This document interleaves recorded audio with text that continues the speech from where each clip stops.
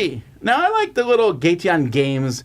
I think I love their box cover. I love their artwork on them. I love that they always have some card in them, a single card, which gives a little cartoon. In this one here, you're matching them. Pegasus has picked this one up. Let's take a look at it. In this game, you have a deck of cards that is full of birds. There are 4 different birds matched with 4 different seasons. And each player is going to have 2 cards in their hand, and there'll be 4 cards in front of you. And you have 3 things that you can do in your turn. One is you can pass, and then you're done for the end of the round. And the game's going to end when someone gets to this stop card anyway. And then, or you can take a card and add it to your hand, or you can take 2 cards from the middle and put them on your score pile. And when you do that, take any cards from your hand and also add them to your score pile. This keeps going. Once everyone has passed, you're going to reveal the cards from your score pile in a line. So let's say I have these cards out like this. Now, your line might be longer than that, but you're trying to make groupings here. So I might say, here's 4 autumn, here's 3 of the spring, but here's 4 pigeons. Whichever ones I pick, I can decide to do birds or seasons. I'm going to score for those, but I can only score for them once.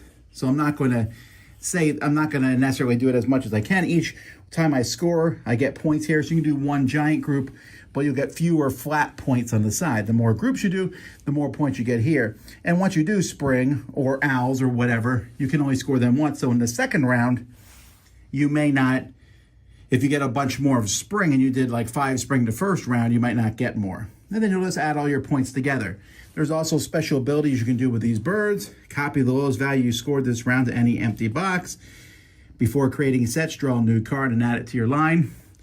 And then there's an expert rule where you have to pull a card out that matches things on 2 different sides, and then you can score them. Like here I would score the autumn, and I would score the woodpeckers, and then keep smashing your line together. It's a little bit more complicated, but hey, you can use your special abilities twice that way. Most points is the winner. I should also mention whoever has the highest bird of each type takes these birds, the highest number, and you'll take it from someone else, and these are worth extra points at the end.